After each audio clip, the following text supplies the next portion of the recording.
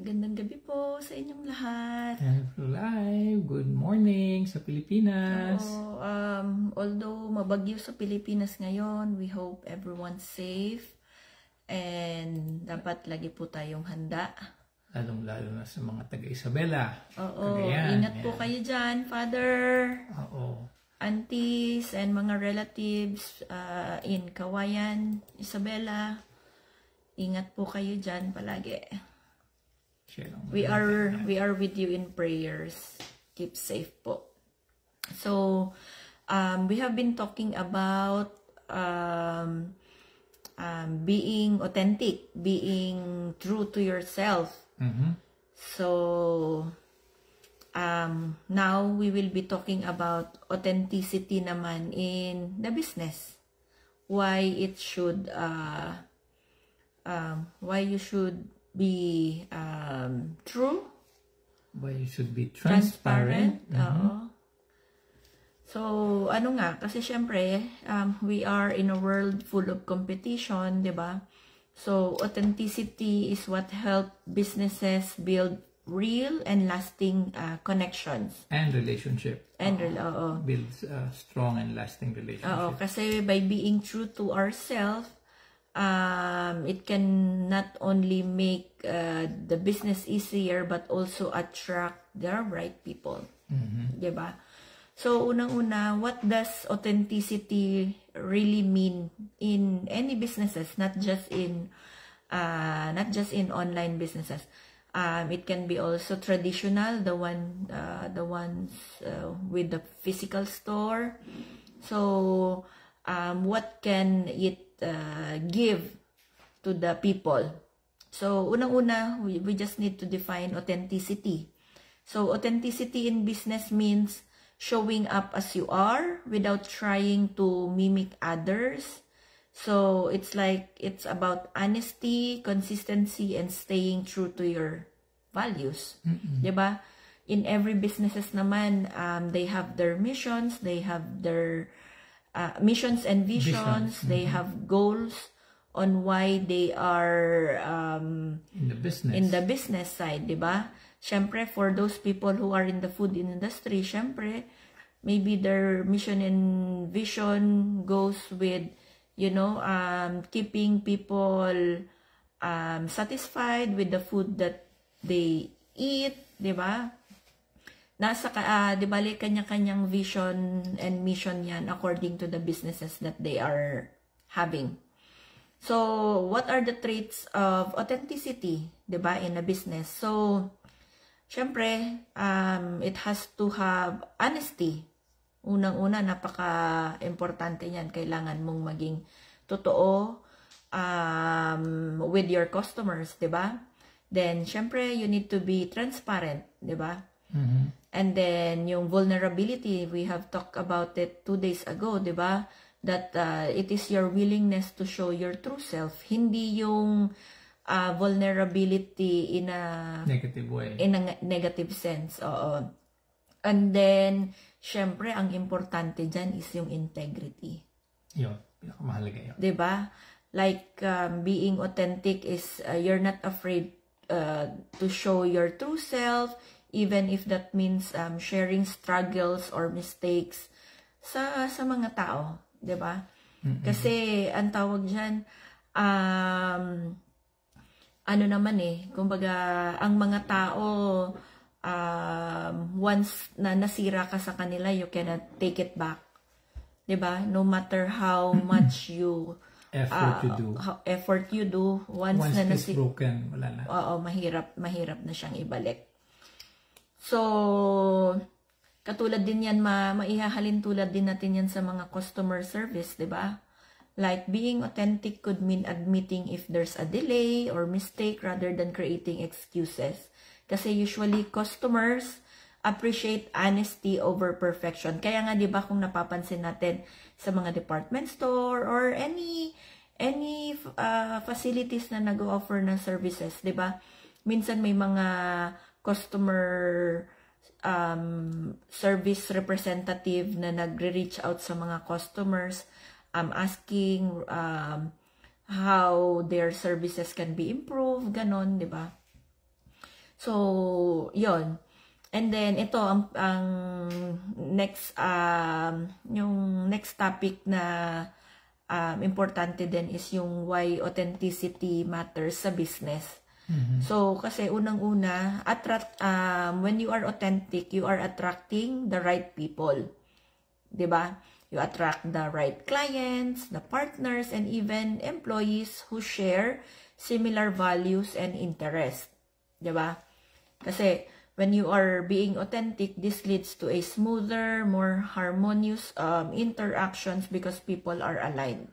And, the more people trust you, syempre, the more you are confident in the business that you are, opportunity that you are sharing with them.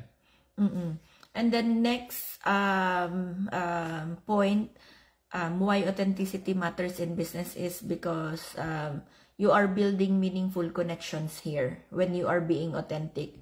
Kasi authenticity builds trust, and trust leads to meaningful connections. Diba? Kasi people feel they know the real you, which makes them more likely to support you. And then it follows na then when you give them good service, when they know that they can trust you, syempre it goes by word of mouth. The good news will always spread out.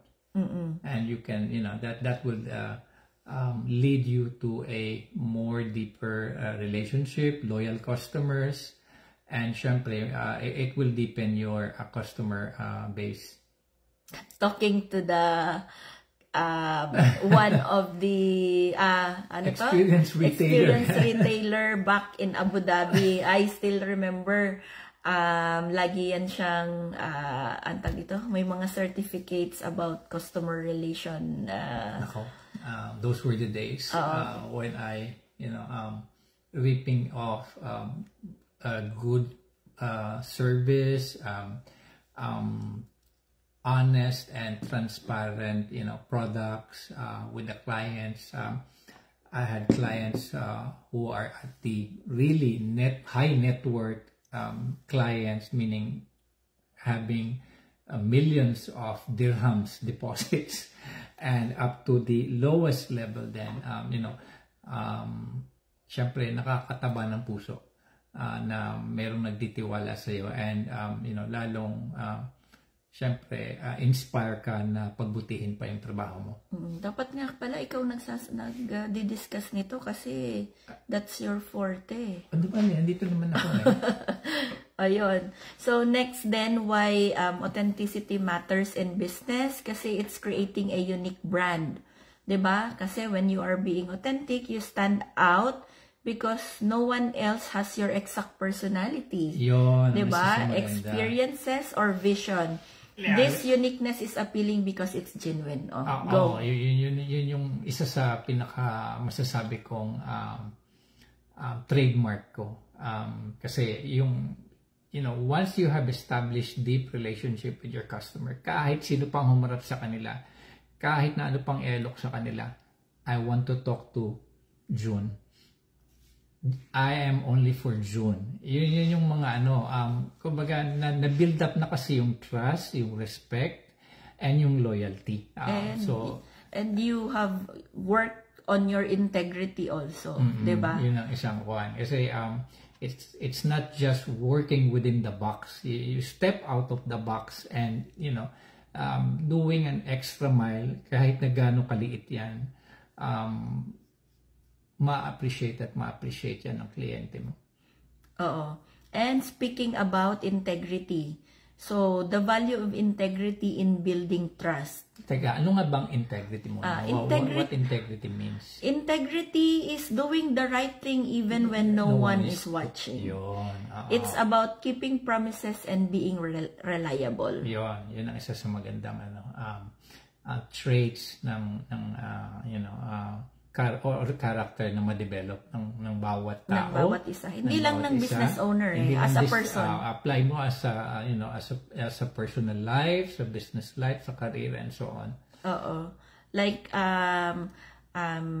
katulad nga nung yung sinabi natin, yung doing what is right even if nobody's watching. So, parang, kasi minsan, let's face it, 'di ba? Minsan may mga times na minsan gumagawa lang tayo ng yung kumbaga maayos kung nandyan yung boss or yung something na ano, 'di ba? Kumbaga parang yung iba it's more of pa-show off na lang, 'di ba?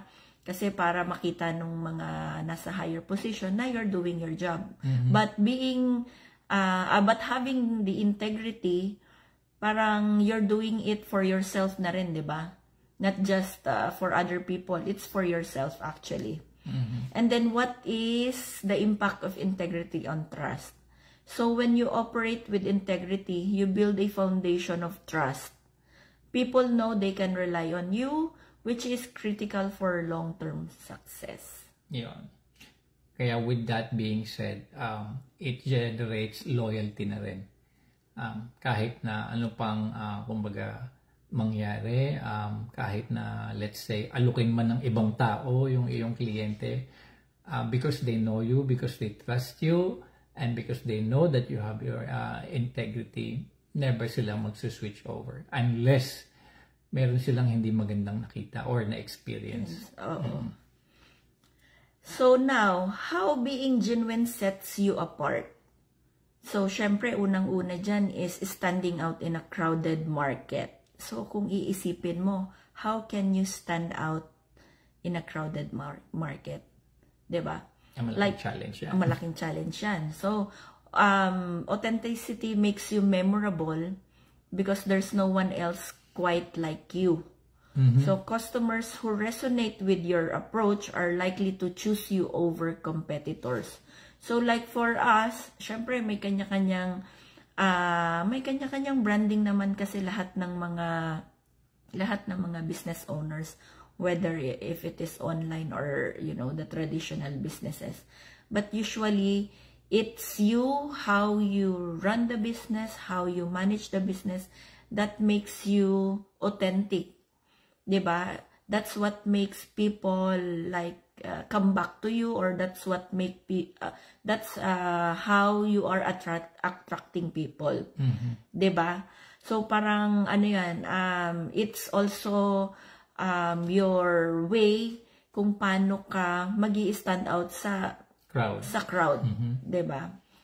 And then syempre authenticity as a competitive advantage.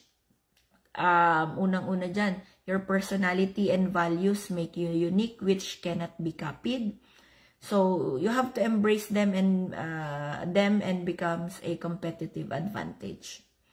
So kumbaga ano yan, syempre may kanya-kanya naman tayong traits, may kanya-kanya tayong ways on how to deal with our customers, or how you are going to attract people. So like just make it a competitive advantage na halimbawa may makasabayan kang ibang, you know, business owners din na you have the same branding. So just look for other ways na magi-stand out ka. 'Di ba? And then third point para sa how being genuine sets you apart is your client loyalty and retention. Kasi clients who connect with you authentically are likely to stay loyal because they feel valued and understood. Yeah, ang sinasabi ko. Na kasi nga, since na-build up mo na yung integrity na yun, and you've been honest, you've been open, you've been transparent with your client, the more you will gain their trust, the more you will gain their respect, and the more they will be loyal to you. And then, so we'll be sharing some practical tips for staying authentic in business. So, unang-una, know your values.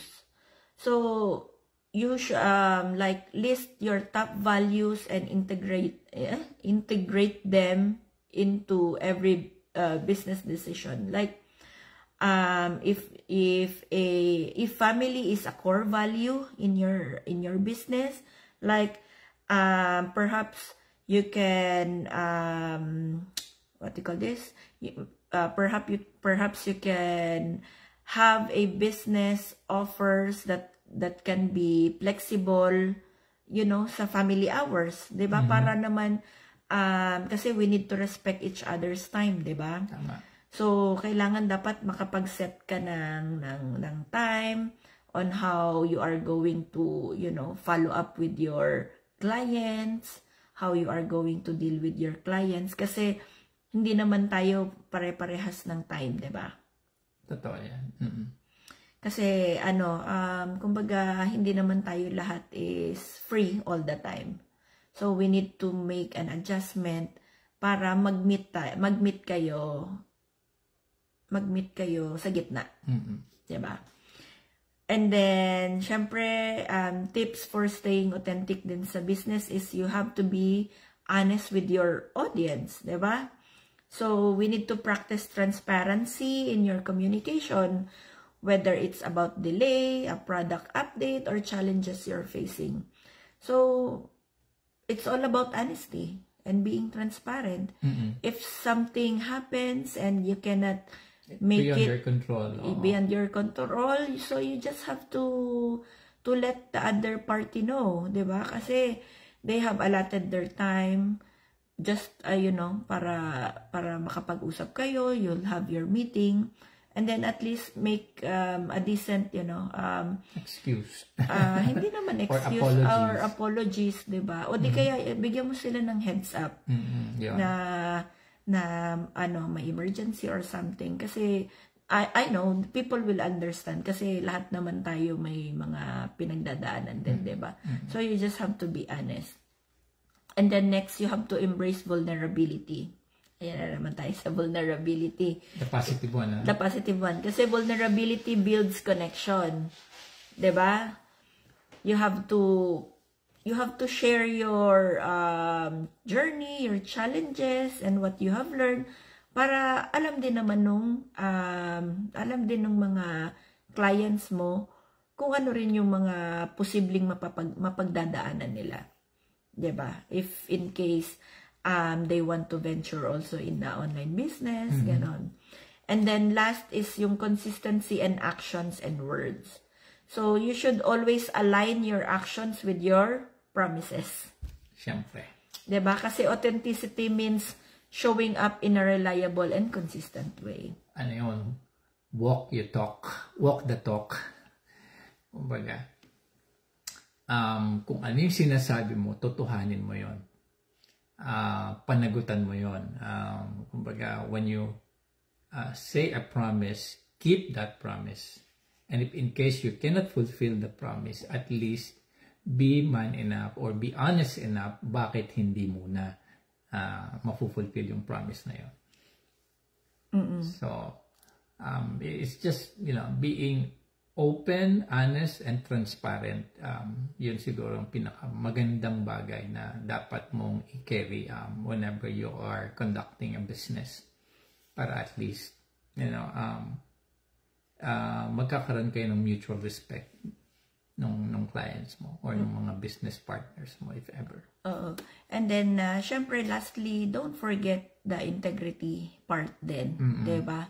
It's doing what you do without nobody, even when nobody's looking.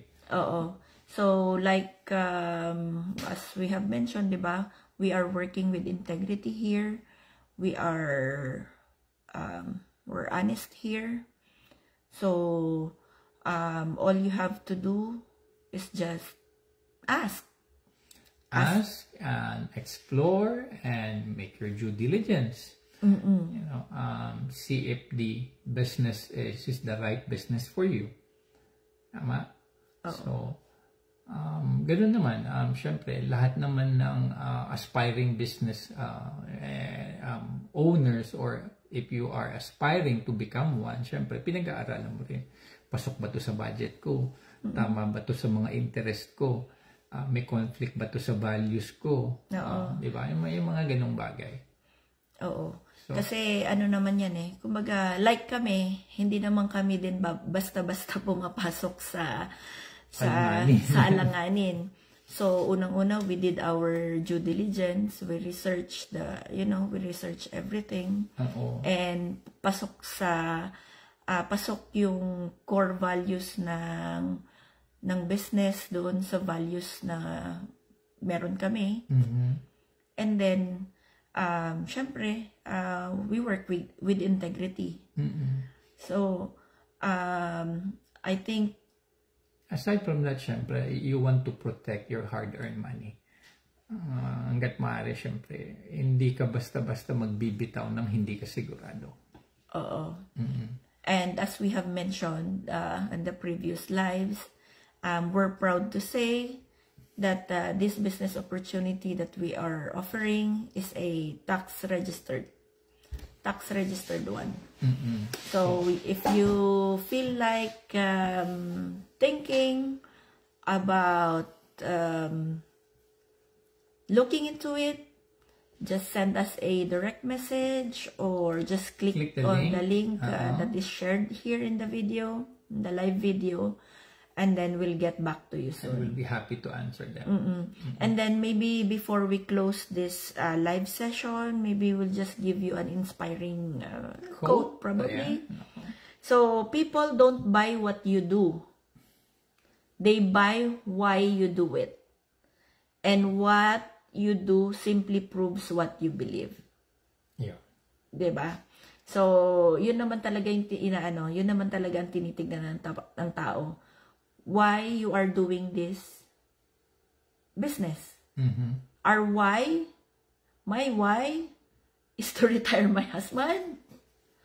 You know, to have a quality time for the kids. Syempre, to save for our retirement, especially, diba, hindi naman tayo na bumabata. And we just started here in US, and it will, you know, the way yung pamumuhay dito sa Amerika is much different from Middle East. At saka sa Pilipinas. At saka sa Pilipinas na rin. So, it will take time and years probably if we will just rely on our employment, you know, salaries to have this retirement savings. And those are the reason why we also ventured in the online business, to help us earn faster, to save faster, and at the same time we'll be able to share the opportunity with you guys. So I think we have said it all. And for those who really knew us, kumbaga, lang kumbaga, yung integrity na lang. Integrity na lang ang may share namin. And please do leave us a comment. What do you think? sa mga nakakakilala. Sa mga nakakakilala po sa amin. And for those who doesn't know us, by the way, I'm Shine. I'm a registered nurse. And I'm June. I'm an IT professional and a project manager. And we are an online business owner. We're coming to you live from North Carolina, USA. So I think that would be all. A blessed night to everyone. And stay safe sa Pilipinas. And may God bless you and all your decisions in life. Good night. Good night po.